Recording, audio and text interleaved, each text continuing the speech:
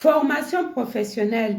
On m'a demandé si possible, est-ce que c'est possible de venir en Suède pour faire une formation professionnelle? Je te réponds dans cette vidéo. Salut, coucou à toi, je m'appelle Excellente et je vis précisément en Suède. Je parlais de la Suède et je me parlais aussi de comment immigrer en Suède comme étudiant, travailleur ou soit visiteur. Et je parle aussi de l'intégration pour ceux-là qui sont déjà en Suède. Qu'est-ce que tu dois faire pour bien t'intégrer en Suède? Si tu es intéressé, reste du début jusqu'à la fin.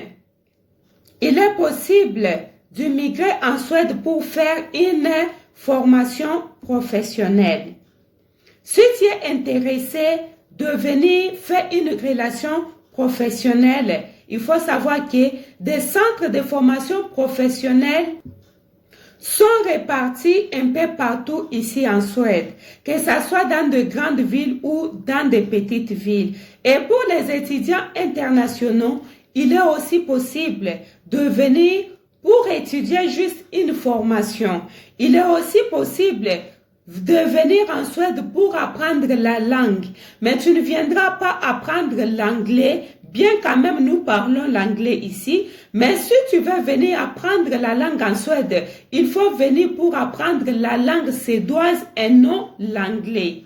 Et il faut aussi noter que quand tu viens pour apprendre la langue suédoise, après ta formation, tu dois repartir au pays. Parce que avec la langue suédoise, tu ne peux pas changer les statuts après ta formation. Pour dire que non, je finis ma formation de langue, je dois maintenant changer pour travailler. Vraiment, ça te sera très difficile. Au moins, si tu veux continuer avec les études, ça sera possible que tu viens apprendre la langue et après la langue, tu continues avec tes études universitaires. Mais pour trouver le travail après, ça sera très difficile. Il faut avoir une compétence de langue anglaise AB ou soit BB. Ça dépend toujours de la formation que toi tu veux faire. Chaque formation a ses obligations. Il y a des formations qu'on demande un niveau de langue de AB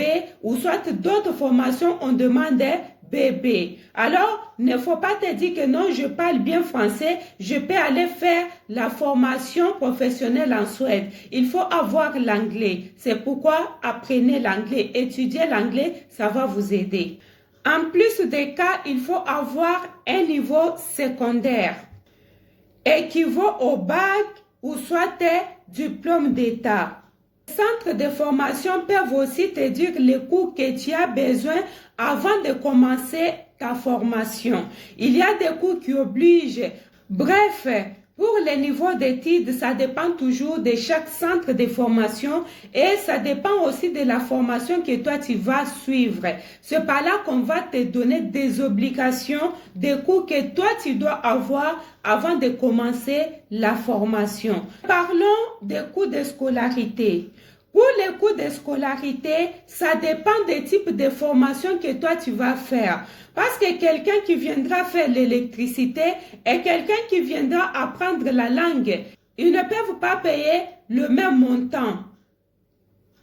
Celui qui va faire l'électricité va payer plus cher que celui qui va venir apprendre la langue. C'est pourquoi, quand il s'agit des cours de scolarité, il est très difficile que je vous dise combien ça coûte. C'est mieux de vous renseigner auprès des centres de formation que vous allez étudier. Parce que moi, je ne peux pas vous donner et ça ne dépend pas de moi, ça dépend de chaque formation.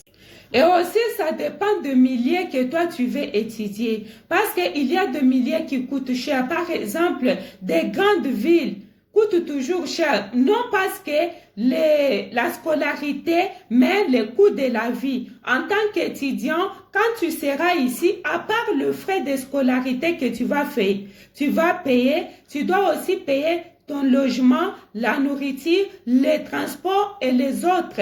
Mais ça, si tu choisis des grandes villes, il faut préparer une grande somme d'argent. Et si tu choisis des petites villes, il faut aussi préparer peu de moyens Pourquoi? Parce que la vie dans de petites villes est moins chère que dans des grandes villes. C'est pourquoi il faut toujours penser à toutes ces choses quand vous voulez venir étudier. Il faut penser au coût de scolarité, coût de la vie et puis quelles sont les dépenses que vous allez faire en tant qu'étudiant pour survivre à part l'argent de scolarité. Là, si vous voulez vivre une vie normale, stable, qui va vous permettre de ne pas beaucoup dépenser, il faut aller dans des villes un peu reculées. Mais si vous êtes riche, vous avez beaucoup d'argent, étudiez dans de grandes villes pour beaucoup dépenser. Parce qu'à part la scolarité, il y a d'autres besoins, surtout la maison et la nourriture, les transports. Là, ça dépend de ville que vous allez vivre. C'est pourquoi il faut toujours penser à toutes ces choses quand vous voulez venir étudier. Il faut penser au coût de scolarité, coût de la vie et puis quelles sont les dépenses que vous allez faire en tant qu'étudiant pour survivre à part l'argent de scolarité. Pour les dates de formation, il faut noter que c'est continuel toute l'année. Il n'y a pas de date précise pour faire une formation professionnelle. Mais là, ça dépend d'un centre de formation à une autre.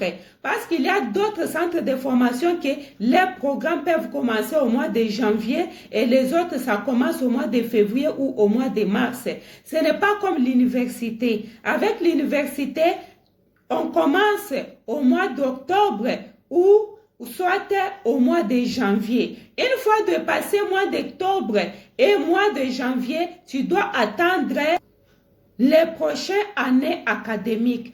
C'est pourquoi si vous voulez venir pour faire une formation professionnelle en Suède, consultez même 3 à 5 centres de formation pour la même formation. Ça va aussi vous permettre de comparer les prix et aussi de comparer de dates de début de formation. Et si vous trouvez que les centres X commencent au mois de janvier et vous n'êtes pas prêt au mois de janvier, vous pouvez vous inscrire au centre de formation Y. Et si vous trouvez que les D, ça ne va pas, vous pouvez aller au centre de formation B. Ça va vous permettre d'avoir plusieurs choix et de faire un bon choix et de ne pas perdre votre temps. J'espère que j'ai répondu à votre question. Si vous pouvez venir faire une formation professionnelle en Suède. Prochainement, je viendrai avec une liste de formations professionnelles que vous pouvez faire en Suède.